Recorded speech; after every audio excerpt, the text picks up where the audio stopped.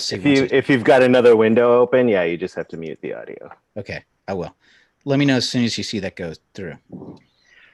I think it says we're on. Yeah, we're live.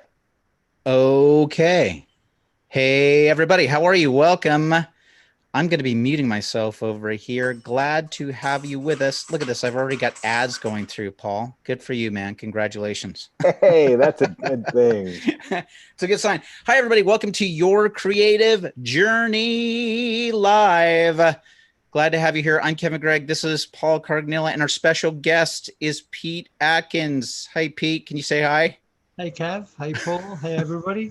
Hello. Nice We're only live on YouTube right now. We're not recording the show yet, right? No, we're not doing the audio part of it just yet. We're going to do the I haven't started yet. I know, Pete. It's great. You should have seen it, Paul. You missed it. I wish everybody could have seen the live stuff we were doing a few minutes ago. Yeah, Pete and his lovely wife Dana. Dana was just helping him try to get everything together. We literally had a whole bunch of last minute art direction stuff that was going on. I wish that we were live for that entire thing. It would have been amazing. And I'm recording everything. I want to make sure I'm recording everything good. I've got my audio going there. I've got that going, and I've got my Zoom going. It's a lot of stuff, ladies and gentlemen, as we do this live for you every week. So glad to have you here. We've got plenty of stuff that we're giving away. I want to say hi to everybody that's online. Kelsey, Dari, glad to have you here. Craig, you're in those comments, buddy, helping us out. We are going to be having questions for you. We've got so many things to give away tonight, man. Melissa, hi, glad to have you here. Here's Hannah, giving the old wave of the hand. We're going to dive in and do this. I tell you what, Paul, because we've got such a jam-packed night, we'll talk about it in a second, but just like you've got to do some stuff with Everly. I've actually got to pick up Kate from the airport. Oh, okay. It's a full night. It's crazy. So I say we just dive right in and go for it. I've already let Pete know that we usually ask what was the best thing that happened this week. Who's introducing this week, buddy? Is it me? Is it you? It's you. It's me. Buddy, let's rock it. And I'll tell you what we're going to do, Paul. I think we're going to do the entire show, including some of the YouTube interactions, Q&A, giveaway stuff. We got a podcast review to read tonight. Couldn't be happier, man. So please shoot away with those comments. I've got a very strong feeling. Oh, look at us. Pete, your wife is already on here making comments. Dana Middleton. Okay, no messing with the wife. Yeah. Hey, our good friend Rick Lee's on here tonight too. Hey, Rick. Good to see you. All right, Paul, introduce us, buddy. Here comes our audio podcast in 5, 4. Hello and welcome back to Your Creative Journey podcast. Thank you for joining us yet again for another fun-filled week of creative activity and exploration. I'm Paul Carganilla. And I am Kevin Gregg. Welcome to the show that is designed to help inspire you so that you take action with your creative work. Whether you're an actor, writer, director, producer, we are here to inspire you so you get your creative work done. And as always, as we start each week, we learned this like 16, 17, 18 weeks ago. We started this podcast in the middle of a pandemic. And I was just talking to our guest before we started. You know, every week we'd sort of start at, how was your week? And it just felt like, oh, man, it was just so dreary, right? And I came up with the idea where I said, what's the best thing that happened to you last week? So, Paul, as always, buddy, what was the best thing that happened to you this week? Oh, I had a couple of great things. On Friday, the wife and I did a day-night trip to Paso to pick up our fall wines from the wineries. The last time we were there was mid-February for the spring wines. Okay. And that was the week before everything shut down. Sure. So it was nice to get out. It was like our first trip. And Paso's got it figured out, man. All the restaurants there have built into the street. They've built stages with tables where you can dine. Wow. And all the wine tasting areas have the outdoor al fresco stuff set up. Wow. Everybody's safe. And yeah, it was fun. It was just it's a 3-hour drive from where we live. So sure. Fun trip up and back quick. Did you guys bring the kids or did you leave them behind? No, we left them behind for the night. You. And then Saturday. It is kind of a cool thing, right? Like how you see this with some of the outdoor dining, because I've been in Rome before where you see this people eating out in the streets, and it's got a little bit of a Rome feel to it, which is oh man, it's kind of cool. Anyway. Yeah. So it's totally worth the pandemic, right? totally worth the pandemic to have Roman. To have Rome briefly on the streets of Paso. Yeah. Good priorities there, Kev. Excellent. Thank you, Pete. All right, Paul, what was the other good thing that happened to you? It is like one of those things where it feels like you're in another, you got away, which, in Southern California, we're so blessed to have so many different like landscapes that we can just get away to. So it was really great. But then Saturday on my show, on the variety show, Saturday night, we actually hosted the National MS Society's fundraiser for our friend Jonathan Clough, who we know from Disney, does this fundraiser every year around this time for the MS Society. And usually it's a live show. But we hosted it live on our show over the weekend and raised, it wasn't just our doing, but the fundraiser raised almost $6,000 for the MS Society. So that was really, really cool. That is amazing, dude. Yeah. Congratulations. This is something that you guys have been doing for a while, right? You've been doing it for 10 years maybe, or no? I haven't. It was my first time being involved, but they've been doing it live for the past 9 years, like in a venue, and then 17 years if you count all the times they did it in their backyard. So they've been doing it for a while, but with the pandemic, they were like, could we do it on your show? And I was like, yes, absolutely. And so that was really, really cool. Huge. Congratulations, man. That's amazing. Thanks. Amazing. How about you, Cav? What was the best part of your week? I'm going to tell you, there's been a theme that's been going on. I've been really trying to make an effort, especially on Sundays, to just chill out, take an official Sabbath and just be like, I don't want to do anything. I have been in the habit of literally turning off my phone. Turning it off. So no social media, none of that stuff. Our guest Pete is just looking in horror going, how can you do this? But I'm telling you, it's I'm literally just either picking up books or I'm writing freehand. I'm not even touching a computer. So it was pretty challenging the first times that I did it, but it was really, really awesome. And then I've been watching some movies, and this last week I watched Akira Kurosawa's Seven Samurai, which is just it's a really good film. And I'm so glad that I got to visit it again. And it was one of those moments where I go, yeah, you know what? This is good. This is a good way to reset. So I would say that was probably the highlight of my week. I'll tell you what's going to happen. We're about to share somebody else's highlight of their week as soon as I tell you who is that strange, very, very British voice that you've been hearing. Yes. Ladies and gentlemen, it's my pleasure to introduce to our show Peter Atkins, or as I like to call him, Pete Atkins, who is a screenwriter and author. He has written such films as Hellraiser 2, Hellraiser 3, Wishmaster. He's been the author of countless books, including Big Thunder, Morning Star. He is an excellent writer and a good dear friend. Glad to have you on the show. Welcome, Pete Atkins. Hi. Well, thank you very much, guys. It's great to be here. Of course, I'm not the author of countless books. You can literally count the books on one hand. I'm the author of 5 books, but hopefully there'll be more. Could I say countless stories? Maybe. I mean, you sure. a lot of little stories, So yeah, absolutely countless stories, and by countless we mean 17. Okay, well, that's good. Pete, I'm glad to have you on the show. Pete, what was the best thing that happened to you this last week, man? Being invited to be on your creative journey, of course. I mean, my God, when I got this email and it was you know what? You silver-tongued devil. It was an absolute pleasure to be invited to do this. And I have to say that, again, like you guys, you try to find whatever silver linings you can in this weird time. And the sort of the increase in online life and online activity, I mean, at least from my end, has actually been kind of great, both just socially Zooming, having Zoom lunches with the friends. Sure. But I've been doing a lot more, podcasts, watch parties, online interviews and things like that. And I'd rather we were back in the real world and hugging each other and shaking hands. Right. But the way that people have, in a way, stepped up and said, let's do stuff. Physical distancing is not necessarily social distancing. Right. So this sort of this high-tech socializing that we're all doing, actually, it is a silver lining. It is a plus.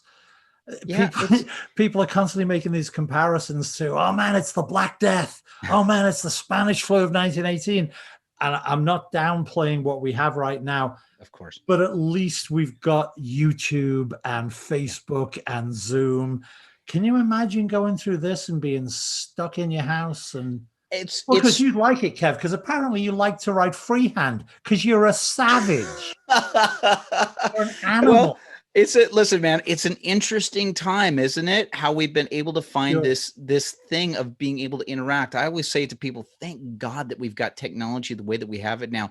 Your point, with the fact that you're able to interact. I mean, literally, we are doing stuff now that when we were kids looking at science fiction, television shows or movies, I mean, even going back to the late 60s with people looking at, Star Trek and seeing Captain Kirk on his little, telecommunicator, we're way past that stuff. So pretty brilliant, man. What have been the highlights of some of the interactions that you've had? You said you've been having lunch with different. No, I mean, you're just seeing friends hooking up. I saw, there's a Hellraiser poster behind me, and you mentioned it. Tony Randall, who directed the first script I wrote, Hellbound, 32 years ago, and we've been friends ever since. And my good friend Jonathan Penner, who was is actor, writer, producer, and so I think we've done it 2 or 3 times, and we're maybe going to try and make it more, and lots of other people as well, but that was the most recent one. So yeah, I'm not going to single people out. Hey, well, there's the A-list friends, and then there's those people I've seen once or twice. Right. Well, let's give people some broad strokes for those people that have not heard of you or don't know you. You were born and raised in Liverpool, England. And can you give us sort of the brief encapsulation of your career, how you got from England, how you became a screenwriter, all of that stuff, even hooking up with Clive Barker and doing the Hellraiser series and all of that? Sure. I was born in Liverpool in the mid 50s. I am that old, which means, by the way, people in England would know this automatically, but the point is World War II had only been over 11 years when I was born, which meant that I grew up playing on bomb sites. It took a long time for Britain to recover from the Blitz, which wasn't the whole country, but London, Liverpool, I think Edinburgh, I think Newcastle, places where there were factories, and especially maritime factories, were bombarded by the Germans. And Liverpool really... I don't want, it's not a thing you want to take credit for. I think Liverpool was the second hardest hit city after London. Yeah. Well, it's interesting because people from Birmingham and Coventry are on the phone now saying, we're number 2. We got hit harder. Yeah, right. We lost more houses. It's interesting, Pete. You and I have never talked about this, but this just popped up for me right now. I mean, with you coming as a post-World War II baby and being exposed to a lot of these guys that were involved in war, I remember listening to an interview with Ron Howard when he was talking about being on the Andy Griffith Show. And when he was on the Andy Griffith Show, working with Andy Griffith and all these guys, you had a lot of guys that came out of, on the American side, that came out of World War II and Korea and all this. And he said the industry was filled with just these grizzled, hardened guys that had seen this. So I'm sure that you probably had exposure to a lot of grizzled, hardened people that had sort of dealt with the war, or. Well, my dad was in the war. Yeah, my dad was a bomber pilot in the RAF. What? So he, I don't know how grizzled he was, but I mean, he and his entire. There were some younger dads in our street, but most of my friends' dads, most of the fathers in the street I grew up on had been in the war. Pretty much all of them. And it was just a thing. It wasn't first of all, as I'm sure you know, with that generation, they didn't talk about it. Yes. It was not a thing. I would have to prize war stories out of my dad, you know. Yeah. Well, I'm just wondering too, and again, these are broad strokes that I have here too, but Sure. I'm wondering if particularly that might have been stuff that helped, especially as you start getting into your imagination or things that you like to read, or just to start to consume, because you're sort of dealing with a society that's going, okay, we're done with that stuff, let's get back to normal. And I don't know, could you speak to that? Maybe some creative play that might have inspired you as a kid? Or well, yes, I have not considered this before, Kev. So thanks for throwing me right in it. Let's see if I can pull something out. what I would say is that, as I say, I was born in the mid-50s, and the 1950s were a very schizophrenic decade in England, because in one sense, it was a black and white world. It was a monochrome world. It was post-war. It was depressed. Rationing was still continuing. Everybody was miserable as hell, and the world looked black and white. And then we had American rock and roll and American comic books and American movies, and America was Technicolor. Yeah. To like a 3-year-old, 4-year-old, 5-year-old, 6-year-old. As I moved into the 60s. This schizophrenic thing of sort of living on the set of a kitchen sink drama with bomb sites and miserable old bitches pushing prams and shouting. And Bring out your dead. Right, listening to doo-wop records and Chuck Berry records, and for me, learning to read via American comic books, Batman, Superman, and then very specifically, I'm the perfect generation for the Marvel explosion. Yeah, the great Stan Lee and Jack Kirby launched the Marvel Age of Comics in November 1961. Now, I technically I could read. I didn't pick up Fantastic Four #1 in November 1961, but by late 62, 63, I was devouring this stuff. And I would say that's that's a major inspiration for the imaginations of certainly my generation. Yeah. And I would say certainly my generation in Britain. I mean, obviously it was a homegrown art form for you guys, and very, very important culturally for you too.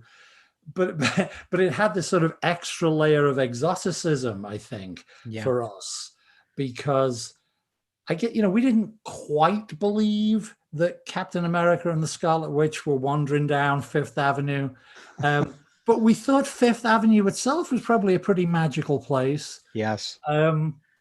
So, I was in love with popular culture from a very early age. But then in terms of like the movies I was reading, the books I was reading, I was a, fairly early reader.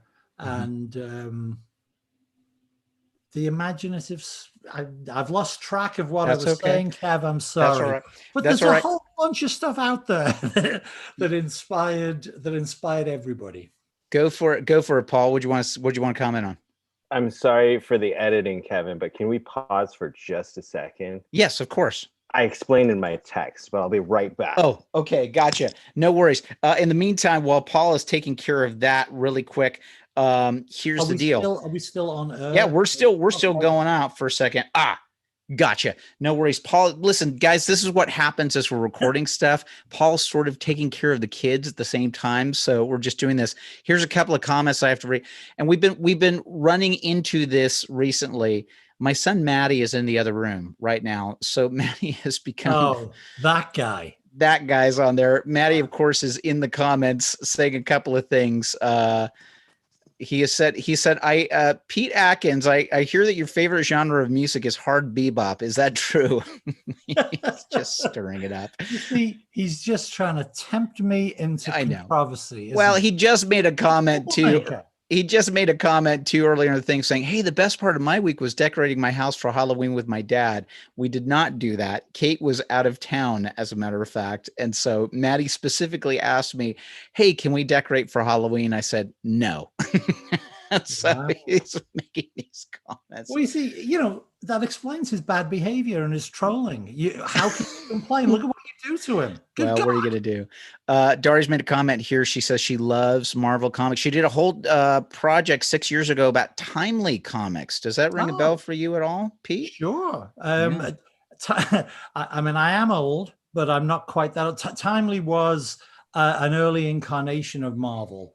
Yes. I think technically when Captain America and the Submariner and the Human Torch were first introduced in the 40s, I think the company was called Timely.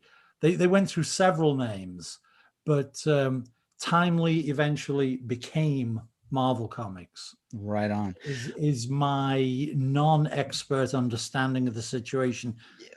Pete's always very good at this stuff, though. We get together and we play stuff, and Pete is sort of an encyclopedia of tons of material. It's absolutely fascinating. Well, the secret, Kev, as you know, is confidence in delivery without any substantive knowledge whatsoever.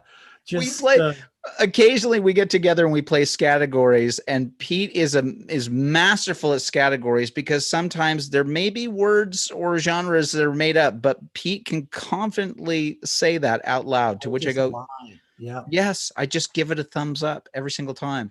Yes. No, Kevin, it was a 17th century French verse form that was invented shortly after the villanelle. Everybody knows that. And so I guess now we got to go back to our little book and mark that victory of mine as with an asterisk, because I was totally lying, Kev. Totally lying. Let's do this. Let's jump ahead a little bit for you. At some point, was it going to be for you?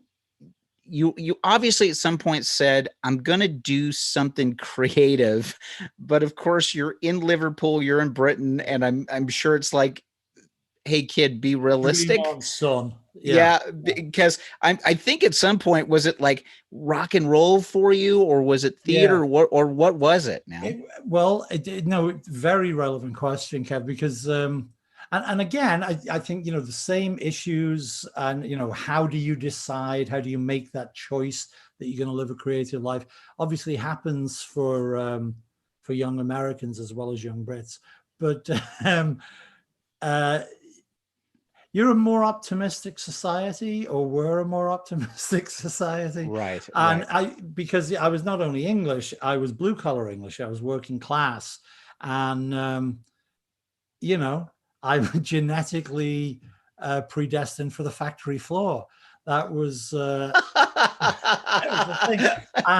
And seriously, for there were two ways out of a shop floor life for working class kids in Liverpool, and one was sport and one was pop music, rock and roll. And the thought of becoming any other kind of artist, a visual artist, a serious music composer, an actor, a writer, that was really something that belonged to other people, people who didn't look and sound like we did. So, and obviously people rise above that nonsense all the time. Sure. People rose above that in generations before me, and they've risen above that in generations after. But there's always got to be something. There's got to be a trigger. And somehow, for some reason, pop music didn't feel like something you needed to be qualified and posh to do. Okay. Right. Well, interestingly, there'd been obviously that music boom you've heard of the Beatles, right? And there'd been that boom in Liverpool in the early 60s. And we had a pop star living on our street. Who was living on your street? Sadly, you will not, I don't think, have heard of her. We will Wikipedia him, that's for sure. Well, it was a she. Sorry. Interestingly, her stage name was Tiffany, nothing to do with the Tiffany who had hits in the 80s later. Her real name was Irene Green, and she lived in number 7, and I lived in number 6. Yeah. And I mean, and when I say she lived there, she lived with her mom and dad. Right. The Greens lived in number 7. But Irene was called Tiffany, was signed by Brian Epstein, the Beatles manager, Yeah. and released 2 records. Now, you know, it didn't. I don't want to say it didn't work out for Tiffany. You know, she didn't become a lifelong music star, but she looked really cool. She beehive hairdo, dark glasses, leather jacket, like a sort of female Stu Sutcliffe or something. The guy. But you know what it is? It's almost like it's evidence on your street of the fact of like, oh, it's possible. Like this is literally next door to me. So if she can do it, I can do this. You know? Yeah, I'm going to unconsciously, but yes, you're absolutely right. I think seeing and hearing examples is terrific for people who, and vital, I think, for people who are going to, you know, try and make that move into the creative life. And then when I was, well, like all of us, you know, I started a band in, we don't call it high school, but I'll shorthand it as high school for our American listeners. And by the way, was it Tiffany Darwish? One of our people on Vaudacity may have looked it up. Her stage name was Tiffany. Would it have been Tiffany Darwish at all? I don't believe so. I think on the records she was just called Tiffany. Okay. And on one of the records she was credited with a backing band who was also part of Epstein's stable, but I can't remember the name of the band. No like worries. Lulu had the Lovers and sure. We have our comments man that's on there that happens to look fantastic. At stuff. So Craig maybe he's like our go-to, he's kind of like our go-to producer. I love this. About 6 months ago, there's a very active Liverpudlian gal who tweets as Old Pick Poster. And she specializes. We're going to spend the whole show on like, we haven't got past 1962.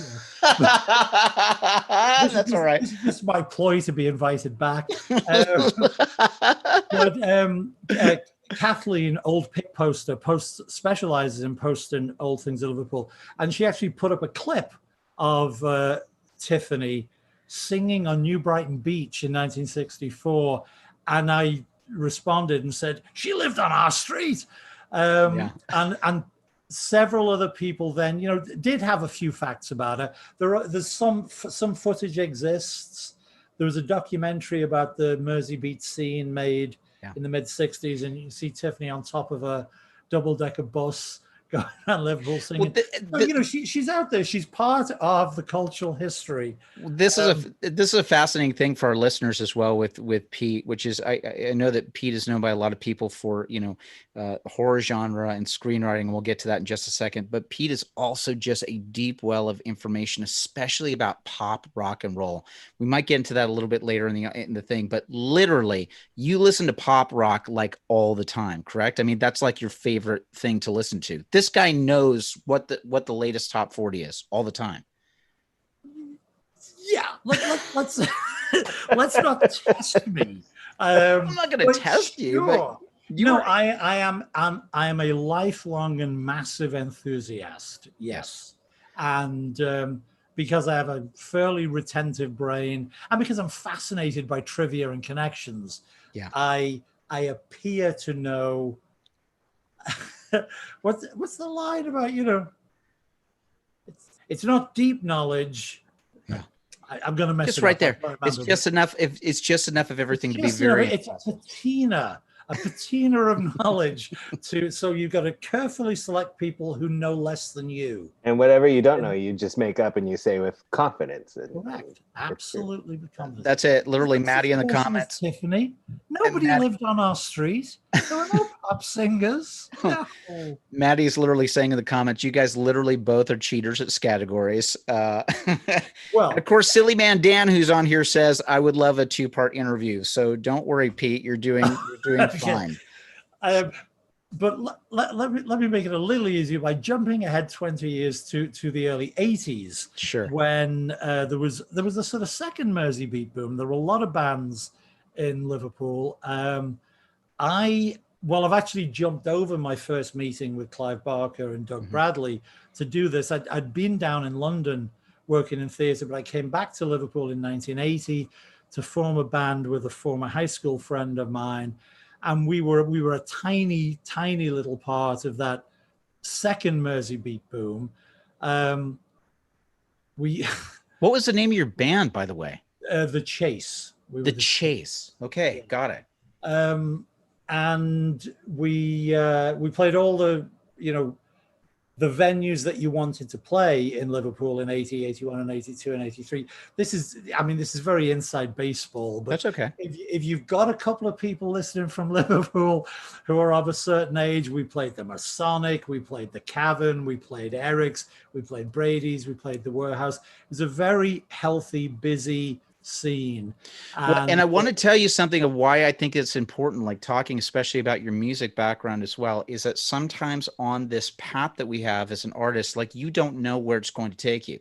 Right. I mean, sometimes people start out thinking one thing that they're going to do and it shapes and shifts. So here you are being a musician and experimenting with that and how all of this stuff dovetailed into exactly what was going to happen with you. So I just wanted to point that out. Sure. And and I fully recommend the jack of all trades, master of none approach to a creative life for anybody, because you get to do a bit of music, a bit of theater, a bit of movies, a bit of writing, and I, seriously speaking, as a consumer, I love it all. Right. And I certainly. It is one of the pleasures of my life, looking back, that, again, as you say, Kev, without plan or procedure, I can look back and say, oh, I did do theater. I did do movies. Yeah. I did do books. I did do music, which is great. And everybody should. Well, I do think that's it's interesting to me, especially being a well-rounded artist over time. I think that we get so hyper-focused. We were talking about this, a little bit of this last week with David Burke, our guest, but sometimes I think that people get so focused on one minutia and just say it just has to be this. And I think sometimes if you get so hyper focused on it, you're not seeing the forest through the trees, right? And I think it's because for me, I know in the beginning parts of my career, I was so intent on sitcom actor. That's what I got to be, sitcom, and like not realizing, like, hold on, man, a second, breathe. There's a whole bunch of other stuff that's here and available to you.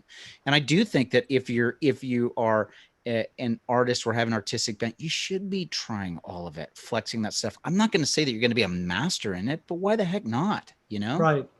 Yeah. I agree. And I, without in any way disagreeing with what you just said, I also want to say that without doubt, for some people, I think there probably is one path, one medium that is the right one. Sure. And again, whether they achieve success, commercial success, artistic success, whatever or not, for some people, in other words, let's not put the pressure on our listeners out there that, oh no, you can't just be an actor. It's vital that you also paint. You must be Renaissance men and women. If you do not have it all, that is not what we're saying. Not what we're looking for here. Yes, not quite what we're looking for. Thank you very much. Next. So here you are in the early 80s in the scene with your band, and somehow there were various old knocked about rehearsal places, and we used to rehearse in a place called the Prison, because it was in fact an old prison. Wow. And the small but really a sort of a police lockup, the kind of place they'd throw you for a couple of nights if they found you drunk on the streets. Nice. And it'd been converted to small rehearsal rooms. And we used to rehearse next to another band, and who were very nice. And they had this sweet gay lead singer who I'd occasionally have a cup of coffee with in the lobby outside. And we'd have a chat now and again. And I'd go back in and say how nice it was. And then we'd all sort of sympathize and say, it's a shame they're terrible, isn't it? It's a shame they're not going to get anywhere. Because, he's so nice. Yeah. And that was Frankie Goes to Hollywood. Oh, my gosh. So they certainly proved us wrong. Wow. Because I think literally about, 5 months after the last time I saw them, they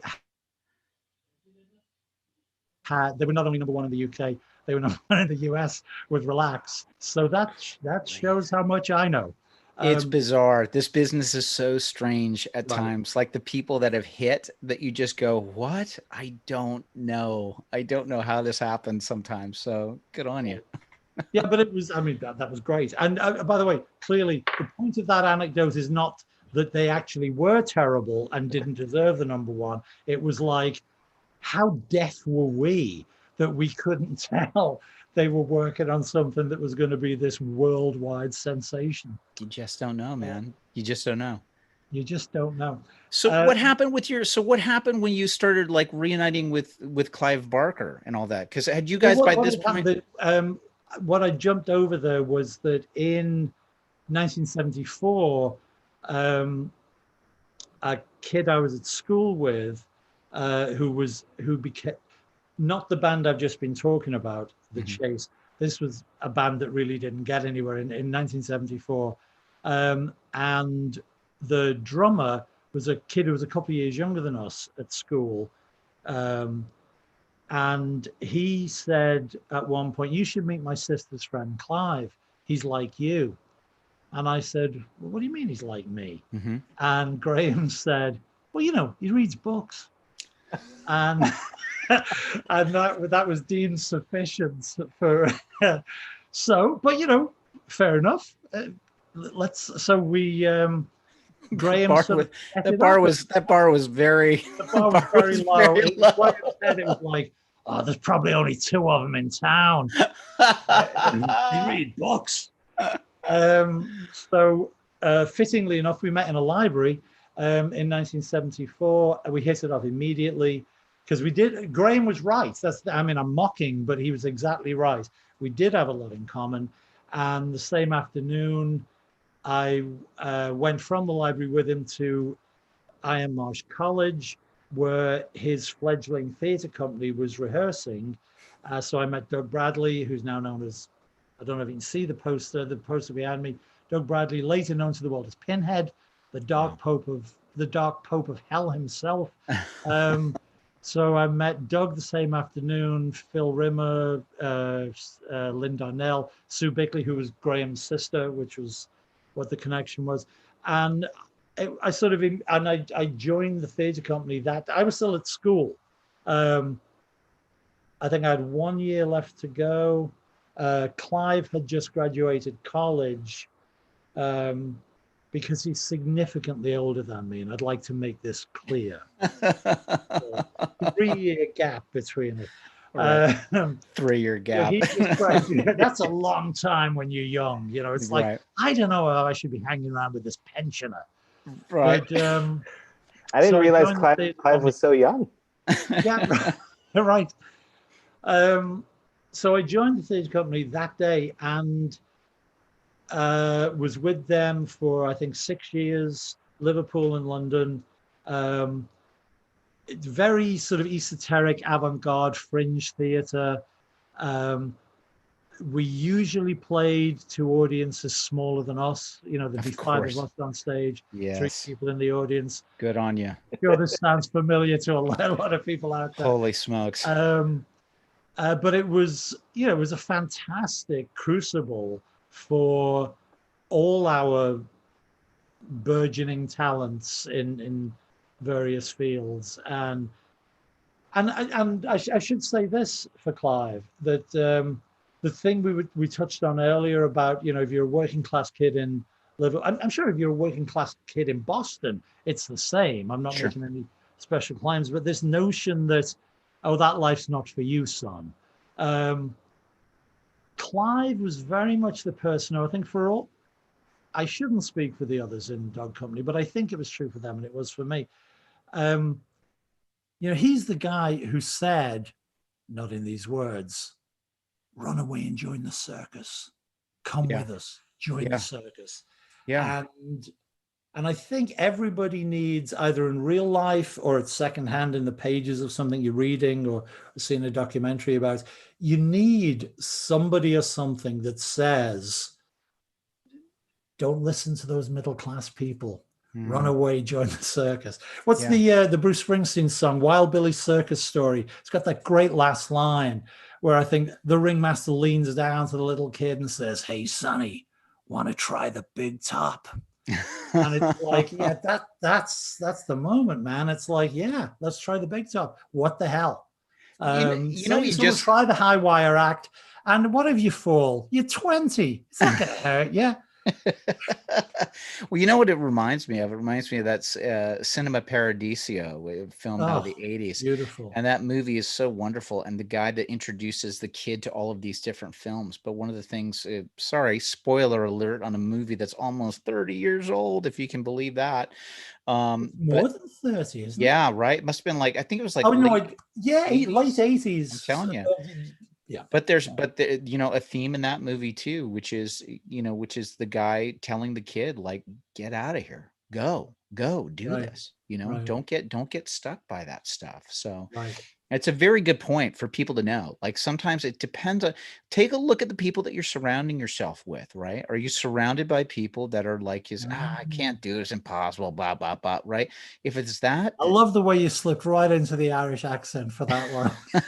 I think genetically we both find that recognizable, don't we? Stay down here in the bucket with the rest of us crabs. What the hell are you getting ideas above your station for? I know, right? It's so funny. Hey, I want to give a big shout out, Robert Saunders. Glad to have you on here, buddy. Cinema Paradiso from Craig. Let us know. 1988 is when it was. 1988, so it is more than 30. And score by Ennio Morricone, another masterpiece from the guy who gave us so many masterpieces. Only died, within the last year. So many masterpieces, and all so different. I know. You've got The Good, the Bad, and the Ugly, and Cinema Paradiso, and Once Upon a Time in America, and Once Upon a Time in the West. My God.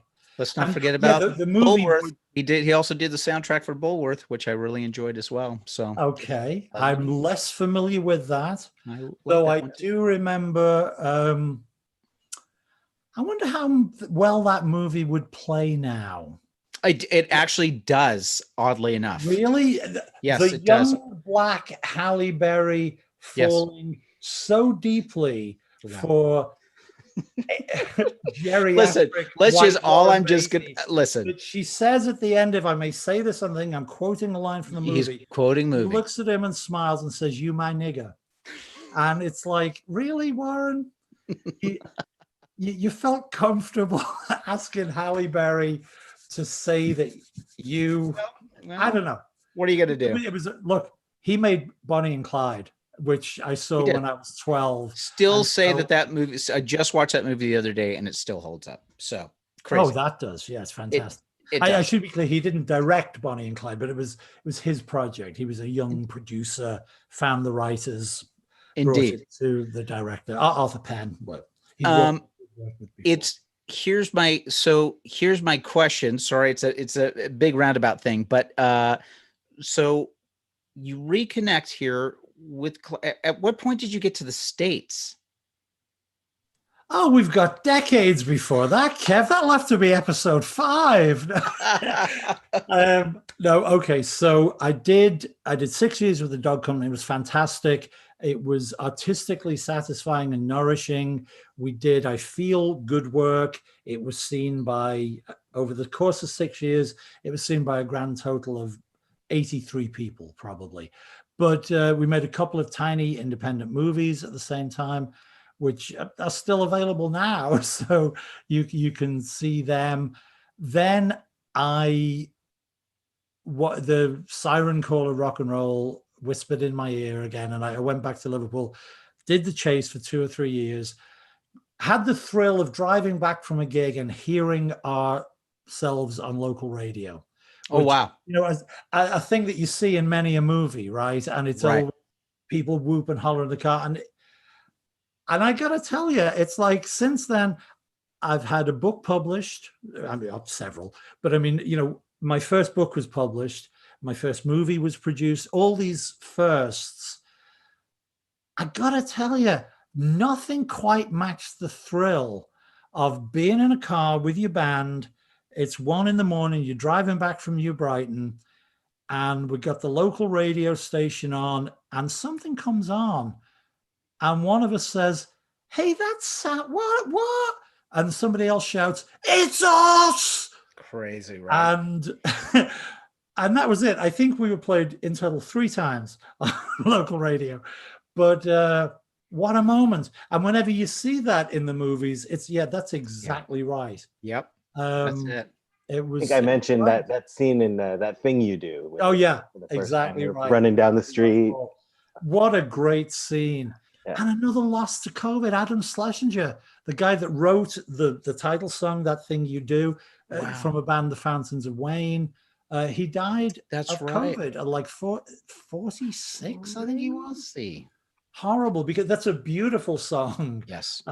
Perfect pastiche of like light-hearted 60s pop. And Paul, it's a great scene.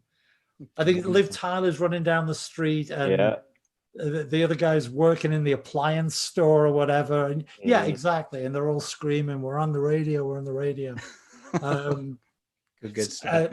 So then I turned 30, had not become a pop star. Right. And my theory was, I think quite rightly, if you're already a pop star at 30, you might be able to continue to be one. If you are not, that's not going to happen. Yeah. So I started writing, and that was my way back into the other arts. Clive introduced me to a movie producer, Chris Figg, who'd worked with him. They were partners in an operation called Film Futures. I mean, I'm just trying to shorthand it all now, Kev. Oh, sure. I've wasted 47 minutes of your time. So Chris Figg and the company that was, the money was American. It was New World's money. Right. But Chris Figg was a UK producer, and thanks to Clive, who introduced me to him, Chris gave me my shot, I guess. Can I ask you this? So you just started writing, were you just like writing short stories, or what was your plan? And was it in the horror genre? And what was it that attracted you to the horror genre? Oh, well, again, we've skipped over a lot of stuff. I had, shortly after Marvel Comics, I remember we talked about that. By the time I was 12, I was reading quite widely for a 12-year-old, but I was always drawn to the imaginative stuff. When I was a kid, it really, the generic or categoric definitions weren't so strict. And I just liked that stuff, which is a big umbrella that would mean horror, ghost stories, fantasy, science fiction, stuff that wasn't quite everyday drama of normal people or adultery on campus or any of that crap. It was like, has it got ray guns or ghosts? Because if it's got ray guns or ghosts, I'm in. I love the phrase of adultery on campus as a genre. I can't claim. I don't know if that exact 3-word phrase. People like me have been bitching about crap like that for a long time. Right. So that is not an original point with me. Okay. But yeah, that was my rule of thumb at 12. And it's kind of my rule of thumb now. Yeah. I love ray guns or ghosts, I'm in. If it hasn't, screw you. I love that, because it kind of lends to the idea that I always say I got from that book, Steal Like an Artist, which is like, all fiction is fan fiction, because you write about stuff that you like. You write in the genres you love. You write about the story, like this kind of stuff you want to see on the screen. Absolutely right. Yeah. I wonder if all of your comics as a kid just kind of steered you that way. Oh, I'm sure. Yeah. Because there was, I'd mentioned Lee and Kirby earlier, and the 60s had a lot of, great talents breaking through, like Jim Steranko, and Steve Ditko, who did Doctor Strange. And then at the same time, I was starting to read Ray Bradbury, and I also read some sort of straighter science fiction, not a genre I kept up with particularly as an adult, but as a 12, 13, 14-year-old, I liked Arthur C. Clarke and Isaac Asimov and all the names you'd suspect, but Ray Bradbury, who, as you know, I was lucky enough to end up being friends with Ray Bradbury decades later, which is just mind blowing to 12-year-old me. But yeah, it was the imaginative stuff, or at least the what would be stuff that had some joy in its being and its expression. Yeah. Because in truth, it wasn't only the fantastic, because I also loved Raymond Chandler and P.G. Wodehouse, both of whom could arguably be described as fantasists, because although technically there are in fact no ray guns or ghosts, to say what I said earlier, in Wodehouse or Chandler, they are dream worlds. Extraordinary.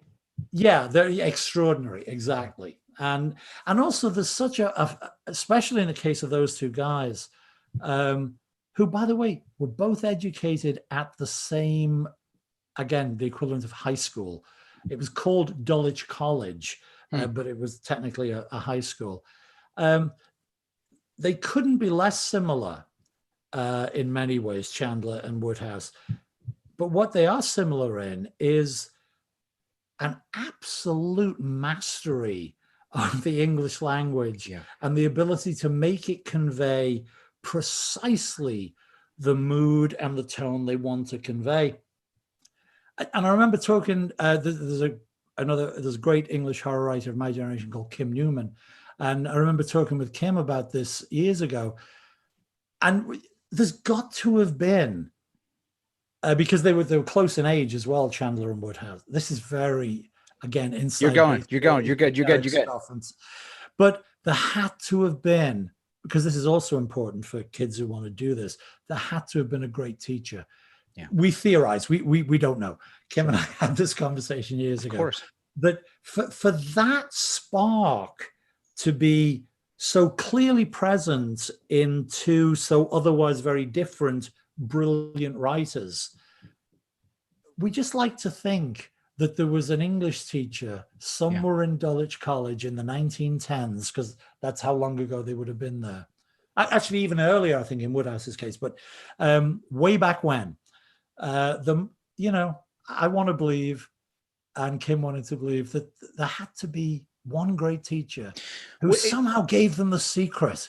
But it was like, what you can do. I think that you're bringing up something so very important, because we always are trying to look for the new, the best, the latest thing. And there is something to be found about going back into the classics, especially, even if they're relatively newer classics, 20th century, whatever that is, but there's such great mastery that's back there to read, constantly be learning. There's a reason why these authors stick around as long as they do, right? I mean, even me at times, Pete, you gave me a huge collection of adventures of Sherlock Holmes. I've never read Sherlock Holmes until recently. You go, this is captivating. This is great seeing how this stuff, pans out, how Sir Arthur Conan Doyle did that, to go back and to take a look at it and to get to work on your craft, read the stuff, investigate it. Because there's treasures to be found. Absolutely. Yeah. Whatever your craft or your art may be.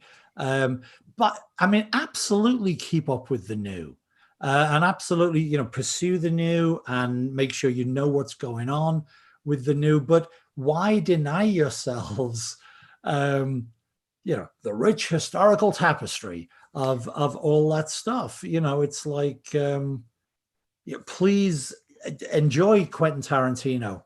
Check out Shakespeare as well, Absolutely. Well, and I've been thinking about that recently too, about even going back and taking a look at the Shakespeare plays to read those and investigate those. And what are those things that made the sparks?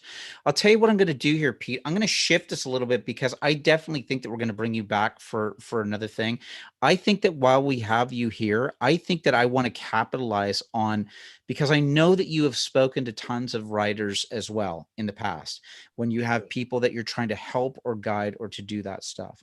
Number one, I've asked you this before and other things. What's your writing habit like? Terrible. I am no example. I am no example at all. What is difficult about writing for you? Everything. It's and actually, by the way, this might be comforting to some people who also feel this. Again, I'm going to use a phrase which again is not original with me, but it really resonates, unfortunately. And I don't know who said it first. I don't like writing. I like having written. Like I want to be a writer. I'm glad I'm a writer. When I look back at my stuff, it's like, hey, look at that. Wrote a book, wrote a few. So I like having written. Can I ask you specifically? Do you like the finished product, or for example, when you have done it after it seems like a slogging, after the end of a day or a week that you go, oh, okay, I did that. Or is it more that you like the final product printed out in the world? Oh, I see what you mean. No, the artifact itself isn't that. I mean, it is. You know, you like to see, if you're a musician, you like to see your album. If you're a filmmaker, you like to, frame your poster, hold the DVD, whatever.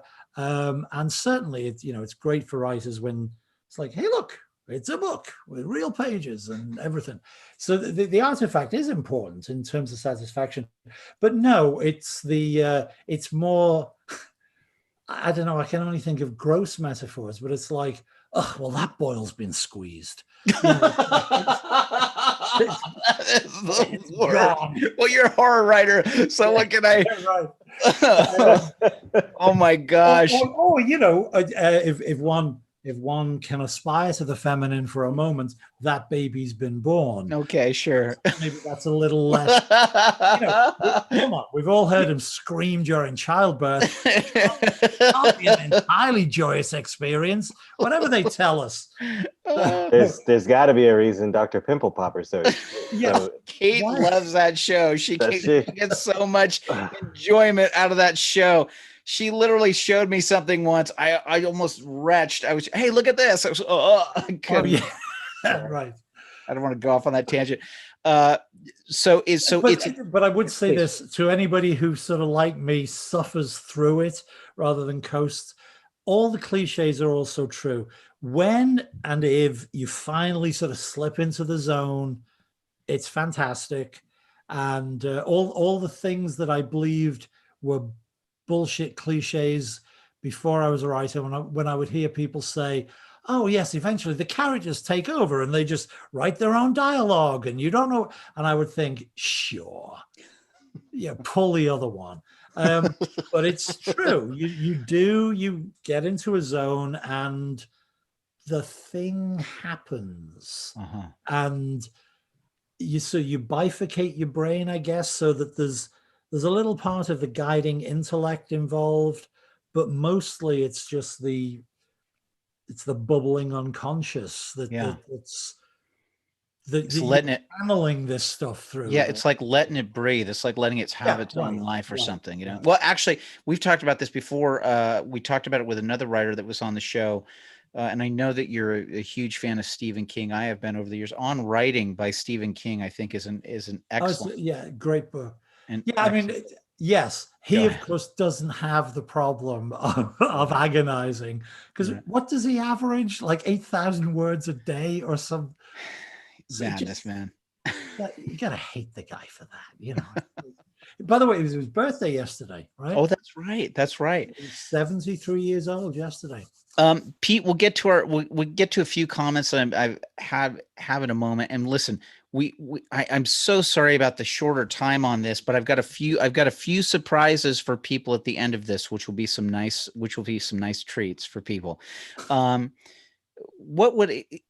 Again, general broad strokes on this, because of who our audience is. We've got people that are out there that are aspiring writers, or they're people that are in the middle of doing it. Maybe they're in the middle of a project. Maybe they've started on a project and walked away. Here's the general thing for you when you were starting out. What would you say to yourself? you said in your 30s you started writing. What would be advice that you would give to yourself back in your 30s, or if you were giving to someone else that was in the same stage as you were starting out with writing? What do you think would be your best piece of advice for them? Again, it's going to be a cliche, but like all cliches, the reason it's a cliche is it's based on truth. Because some of the disappointments of the artistic life can be devastating, make sure you want to do it. Like, as opposed to maybe thinking, boy, it would be nice to, must be great to be an actor. Must be great to be a pop star. Must be great to be whatever. Make sure that you really want to do it, because there will, I certainly don't want to end this on a downer, because there are huge ups and pleasures. And, I certainly would never have chosen another life.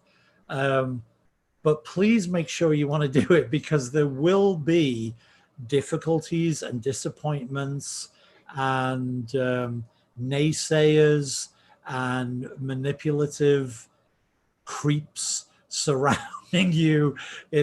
Oh yeah, we definitely have to have a second interview. That's so that we can get into the manipulative where we'll actually name names. But if you do want to do it, then for God's sake, do it. Don't let people talk you out of it. Try and find the pleasure in the thing itself rather than what might happen to the thing. Obviously, actors want to act and you need an audience, and writers want to write and you need an audience. Musicians want to play, they need an audience. So I'm very aware that circuit needs to be completed. But don't lose sight of the pleasure of the thing itself being its own reward. By getting lost in, how many copies of this are they going to print? Am I going to be, star listed on Spotify? Am I going to get the sitcom job? It's like, just practice the craft, enjoy the craft, do the craft. And in terms of if people are listening specifically who want to write, don't write what you think other people are waiting for. Oh yeah. Write what you're waiting for. Write the thing that if somebody else wrote it, you'd say, "Hey, that guy's pretty good." I like what he or she does. So write the thing that you want to read. And I mean, I'm not being naive about this. Obviously, be aware of the market or public taste. Be aware of it. Don't let it cripple you. Don't let it trammel you. I'm trying to make this as quick as possible. I know you guys are pushed for time. But yeah, I did that answer the question at all? Oh, you're brilliant. 17 so good on rabbit holes. No, I'll tell you what, I've got a couple of comments here from YouTube that I want to comment on. Our friend Rick Lee says this. Pete, based on what you said earlier, hearing your band's song on the radio may have been your greatest creative thrill.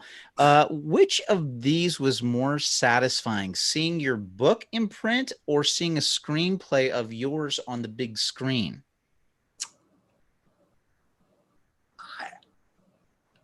I'm a very lucky guy. Because I've had books published and I've had movies produced. It's a good question, Rick. And I'm really not. I'm not avoiding it out of bashfulness. If I had a clear answer, I promise I would answer. If it was like, "Oh, geez, a movie 100 times," but it's not. It's like, they're very different forms. They're very different pleasures. They have very different satisfactions and disappointments, because obviously, to some extent, in some ways good, in some ways bad. Film is, the good version is film as a collaborative art, and I love working with other creative people. Always have. It's why I like theater. It's why I like music. So that's the positive spin. Film is a collaborative art. The other way to look at that is every asshole wants to mess with your stuff. And everybody's got an idea and they control the purse strings. Yes. So in that sense, the satisfaction of a book is a little more, what would you say, single signature. It's like, I mean, obviously, you'll get notes from an editor. You'll get snooty grammatical corrections from a proofreader, but essentially it's a single signature work. And a movie, I mean, I guess unless you're a triple threat hyphenate,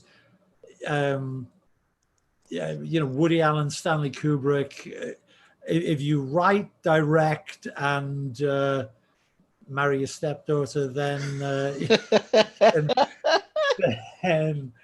you can have, in essence, the single signature satisfaction. Yes. But it's unusual. It is a collaborative art, which I'm not knocking. Because who was I talking with the other day? And I realized that some of the biggest pleasures in my life, as opposed to the artistic satisfaction of the finished product, being backstage, like when, for those of you who don't know, Kev was the lead in my musical, The Gin, which also known as Wishmaster the Musical. And Kev was in a theatre company then called The Collective, who produced that.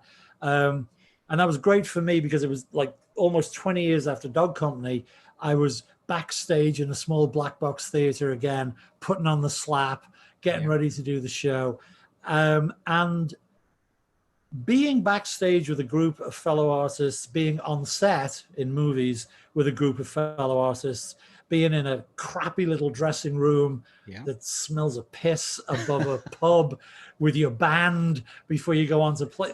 Those are the greatest feelings of my life. So I really do value the collaborative thing, the collaborative aspect in art. But ultimately, if you got a big mouth like I have, you want to be the single voice at some point. So I guess books are in some ways more satisfying, but I'm thoroughly aware that the worst movie I've ever been involved with will have reached literally millions more people than the best book or story I ever wrote or will write.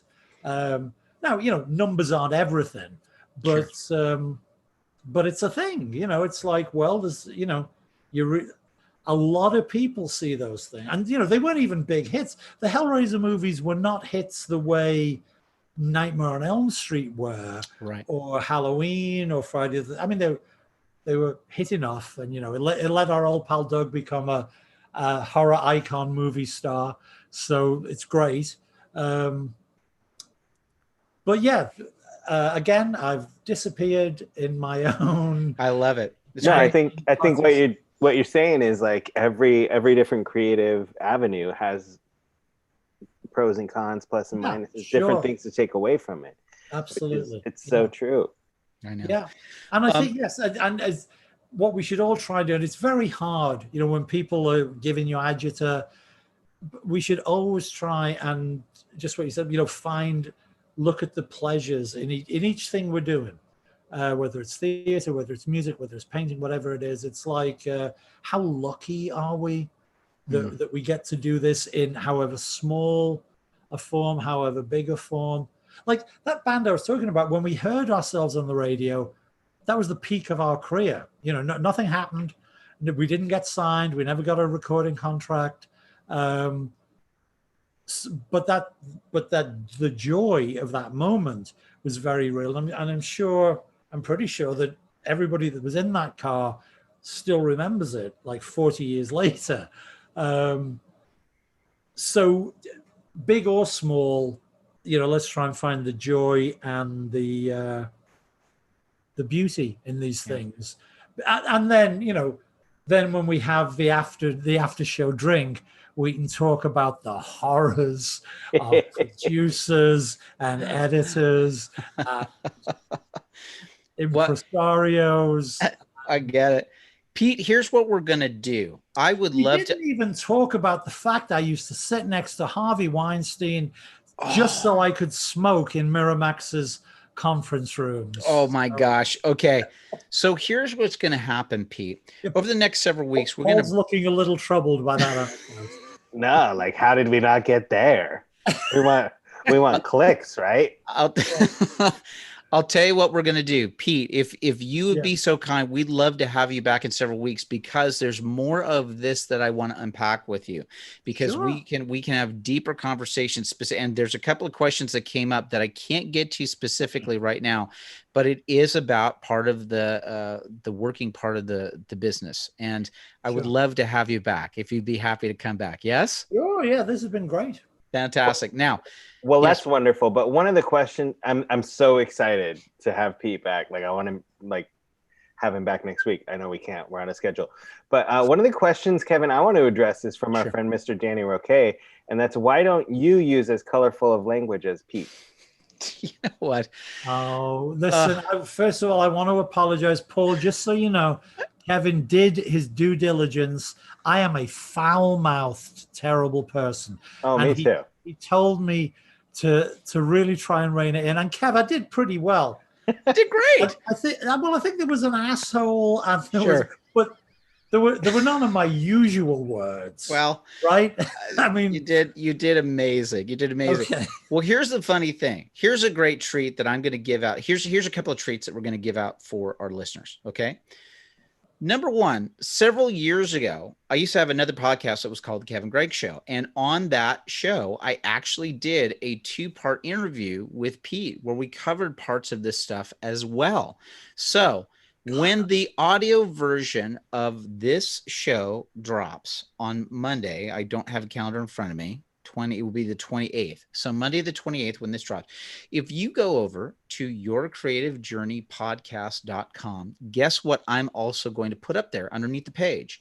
Not only am I going to have the links to this episode that you guys have just heard, I'm also going to have the links to the previous interview that I did with Pete a couple of years ago. And because we're getting into Halloween time, Pete and I also sat down, this was probably 10 years ago, and we did audio commentaries for the classic Universal horror movie, The Wolfman. And we do for Frankenstein? I thought we did Bride. Didn't we maybe do Bride? We did Bride of Frankenstein. I don't know. I'm going to have to check. But whatever those 2 commentaries are, I'm going to put those up at yourcreativejourneypodcast.com, and they're going to be available from there until the end of September until the end of October in celebration of the Halloween time. So what do you think about that? I'm going to guess Danny will be pleased to hear there'll be even more colorful language.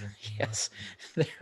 I'm not sure I received your blue pencil warning on that one. So commentary as in like Pete worked on the movie? Oh God, no. Bride of Frankenstein. I'm not that old. Say that's a long time ago. No, we sat down and we're just like 2 experts.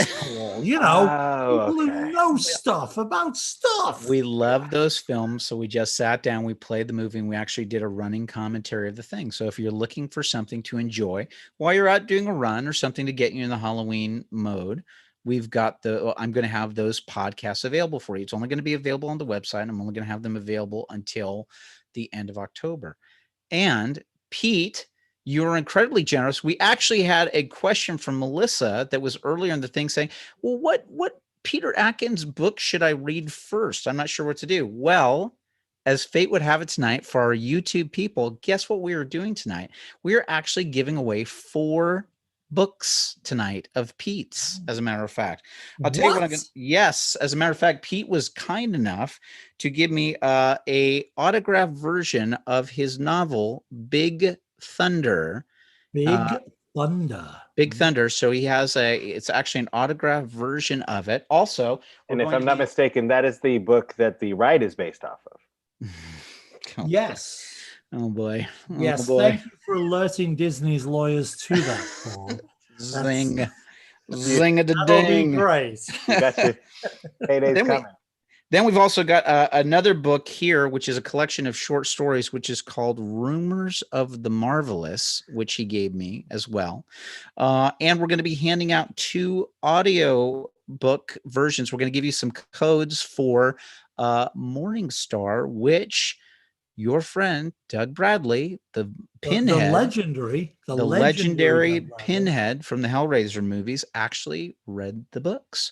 So you're going to do this. So here's how we're going to read them aloud, not just read them. You know, well, he read them aloud. That would not be a very interesting audio book, would it? Right? I think you're just plugging the book by saying, "Could you imagine that? It would literally just be. It would just be 3 hours of just hearing pages flip and go, that's good. Yeah, and also the occasional sigh. You know, oh. Can you read a book? Can you read a book in 3 hours? I think the duration of the audio book is 8 hours, 19 minutes or so. I don't know. It's good stuff. Guys, here's what book, Paul. Here's what we need to do. Okay, guys, I'm literally making this up as we go. So Craig, I'm going to ask you to back off for 1 second because you did win. You won the Blade Runner book. Now, if we don't have questions if we don't have people to answer, you're more than welcome to jump in towards the end. But I want to hand these things out, guys. You're going to have to help me out, and we're going to have to go. We may have to go easy on this. Pete, what would be oh, look at this. Did you know that Peter Atkins' Hellraiser 3 was nominated for the Chainsaw Award in 1992 as part of the Fangoria Chainsaw Awards? It was nominated for Golden Chainsaw for Best Screenplay, and it lost out to James Hart's screenplay for Coppola's Dracula, which I think we can all agree is absolute bullshit. What's that about? I'm gonna have a lot of editing after this episode. Okay, that's for sure. Okay, here's the deal. Cut the whole gag though, because don't kill the gag. Just cut the whole segment. We just won't. Here's the deal. All right, I'm gonna be handing out a Big Thunder novel, which we're gonna get this out to you in a moment. If you can answer a following question, guys, can you give me an easy question that we can find out from our people? Paul, can you think of something off the top of your head? A question from this episode? Well, it doesn't have to be a question. It's just a general question, and we'll see who can answer this. Unless Pete happens to come. Who is paying attention? I got one. What was the name of the high school that ends with college? Oh gosh, that's a deep one. What was that? Is a deep one. That was mentioned once in passing. That is a deep. I don't think that anybody's going to get that at all. We're going to see. That's right. This is Paul plays hardball, man. Dari says it starts with a B. Is that correct, Pete? I'm gonna give Dari a clue. It starts with a D. All right, D. It starts with a D. Okay, we'll figure out something else here. Something college. It's a high school. Dan's in there trying to do it. Let's do an easy one right now. Hey, tell me this. This is a horror genre thing. What was the name of Stephen King's first novel that was picked? And of course, I have an answer that's in my mind. Published. First novel that was published. First novel that he'd actually written 4 or 5 before. Right. Which novel which was published? What was Stephen King's first novel? Danny, it's not Cujo. We've got Melissa with Carrie. What do you think there, Pete? She's a winner. Melissa, you are a winner. And let me go back to this for a second. Melissa, I'm going to make sure that you get the Big Thunder one. Here is, Dari said, was it Darnium College? So we're not going to use that as a question, right? It was actually Dulwich College, which typical English idiosyncrasy is spelled Dulwich. Dulwich. Very good. Okay. All right, I got one. All right, so Melissa, we're going to make sure that you get the Big Thunder book. We're going to get in contact with you so that I can send that to you, okay? Thanks. All right, let's go up for the next one, which is going to be Rumors of the Marvelous. I'm going to hand that out in a second. Paul, what is your... Dan says, oh, my next guess was Carrie after Cujo. Typical Danny Roque. Okay, Paul, so what's yours? What people called me in high school is also what people call the villain in Hellraiser. Really? Okay. What was the main villain in Hellraiser, sir? High school? Pinhead for Robert Saunders. Congratulations, buddy. You just got this. Rumors of the Marvelous. Hey, Robert, reach out to me at kevin@kevingregg.com and I'll get your contact information. Okay, buddy? Because I want to make sure I got it. You know, Danny Roque has now become like the new Maddie on this thing. He's now trolling with like saying things like shorty and shorty. I was going to say I can see Danny Roque and Maddie sitting up in the Muppets Old Men going, yeah, pretty much. Okay, now we've got 2 audiobook codes I'm going to send to you. We'll email these out to you by tomorrow. We got 2 more questions. Can I just say, Kev, only because I'm very ignorant about audiobooks and Audible and how it works. These are free codes for the book. Clearly, you have to have the Audible app. Now it's free. Okay, if got it. Go to Audible. They will really try and persuade you to do the $14 a month ongoing subscription, but you do not have to do that. You can just buy individual books. Is this old news? Does everybody? No, that's fantastic. It's actually very important. Okay, it's very important to know, because for me as an audiobook, I would think, oh, I'm automatically going to get an MP3. This is very important. Make sure that you have the Audible app. And what we're going to send you is we're going to send you the code so that you can get the free copy of the audiobook. All right. This is for Morningstar. There will be a link, and then you will enter the code that will also be in the email Kev sends. Excellent. Very good. Let's Pete, have you thought of a question at all that maybe we can ask our people that are right here? Maybe. What's the demographic makeup of? Let's give a nice softball. Let's give a nice softball general. It could be a genre. It doesn't matter. It could be pop. It could be any of that stuff. It could be, you were talking about pop. You were talking about rock and roll, for goodness sake. It could even be something like that. It could be. We don't want Matthew the Troll to win. Well, look, here's Maddie on the thing saying, I'll do a cover of Lunch at Costco as the opening theme.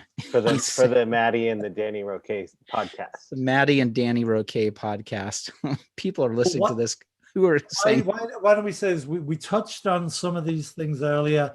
So, forget all the, our stuff. Go back to the golden age of Hollywood horror. There was another expatriate Englishman who was, in some ways known as the King of the Monsters. He played a very iconic monster in the same way that Doug Bradley plays Pinhead. There was somebody in the 1930s and 40s. Who am I talking about? George Clooney. Correct. You win. Thank you. English expatriate. Now, let me clarify this for a second. We'll see if anybody. About a horror giant, a household name who played an iconic monster in the 1930s. Okay. No, Maddie, it's not Danny DeVito, and no, silly man Dan, it's not Bela Lugosi. Bela Lugosi was Hungarian, was he? Was he Hungarian? He was, though the person whose name I'm after certainly made movies with Bela, and they were kind of rivals for the horror crown in the 1930s. That's right. But let me make it easier for these obviously 18-year-olds who are out there who know. No, Maddie, it's not Daniel Craig. And it's not Daniel Day-Lewis. All right, here we go. Danny Roque got it with Boris Karloff. Correct. Boris Karloff. Congratulations, Danny. You got your audiobook link. Hey, we're going to hand out one more.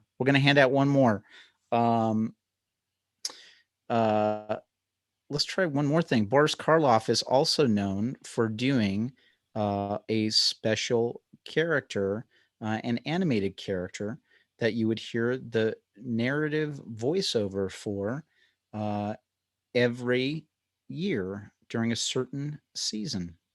Do you know what that character was? Boy, it's literally like Maddie and Danny are battling with each other. I've got Maddie writing down Fast Times at Ridgemont High, SpongeBob, BoJack Horseman. What? Yes, that's right. Okay, Craig, please save us here. Save us from these two goons right now. Go ahead, Craig. What is your answer? What did That's correct. The Grinch. The Grinch is correct. Sorry, Dari. Oh, Dari Craig, came in right after Craig. right after that. I'm so sorry about that. Awesome. Craig, I'll make sure that we'll get you that audio book thing as well. Guys, a lot of fun, a lot of back and forth. Pete, please come back to the show. What do you think? Yeah. Oh, in a heartbeat. Yeah, I had a great time. It was a Yeah, lot of we've got questions from the YouTube audience that I wasn't even able to get into, but it's always just such a blast to do this. And listen, before we jump off of this, Paul, what's the best way that people can help us out here on the show? Money. I'm joking. Did you know, like Dan? It's like you went to Danny and Maddie's school of comedy right now. We're just making fun right now. Golden furniture for my house. Well, of course, you can help us out by giving us a positive review on Apple Podcasts. We don't ask this because we need some reassurance for our feelings, or we got to feel like we have friends. This literally helps other people who have never heard of our podcast find it. If you rate and review, the number of rates and reviews, good ratings and reviews that we have, will help other people discover this, and hopefully will just light a fire within them to continue on their creative journey and create whatever is in their heart. An absolute blast. And if you give us a review, positive review, we're going to read it. As a matter of fact, we have somebody this week that gave us a review. I know exactly who this is, though it's not the name he puts. I want to read this from Datch Guy Hogan. He says this: it's not just for performers. Listen, you think this podcast isn't for you because you're a stagehand or a programmer or a designer, or say it isn't so, you're a rigger, or whatever else you may be. Wrong. We are all on the same journey in this business. It may look different between us. It may or may not intertwine, but we're all here because we wanted to make something. We want to collaborate and we want to express something. Kevin and Paul will snap you out of your rut and open your horizons to what is possible. Listening to the topics and guests is an exercise in flexing your brain, and you're going to start seeing things a little differently, little by little. For me especially, they help me see again where I am now by looking back to where I've been. It turns out I've been in a lot of cool places. And when I say, man, I hope I'm on that level someday, I'm more aware than ever that I am more often than not. Make this podcast a part of your toolbox. Subscribe and don't get caught sleeping on the knowledge and love coming through your speakers. Pretty awesome, right? That's like the best review I've ever heard in my life. Thank you. It's fantastic, which it speaks to ultimately we do have to, there's some technical people I'm hoping to get on the show as well, because it is, like Pete was talking about earlier in the podcast, it truly is a collaborative art. And especially when we have the people that are behind the scenes doing the stuff, they are just as intricate of a part of this as well. So thank you so much for that, man. I appreciate it. Share this podcast with your friends. Pete, absolute blast, buddy. Specific place that people can find you online, maybe to see some of your tweets or Instagram. Yes, but Kev, it will involve the saying of some colorful language. Oh, you might as well. So I'm going to tell you that. Well, first of all, you can find me on Facebook just as Peter Atkins, and you can find me on Twitter and Instagram as Limey Bastard 55. There you go. At Limey Bastard 55. Limey Bastard, BASTARD 55. Brilliant. It's been a blast. Pete, thank you for being on the show. We cannot wait to have you back again. We're going to go. It was great. Thank you, guys. Peter, thank you. And I don't know what you're doing on Saturday nights, but like I've got a couple of improv games I think that you and Kevin would be great in together. So I'm designing a Categories improv game in my head. But you know, we do a variety show on Saturday nights. Love to have you on sometime. You're hilarious.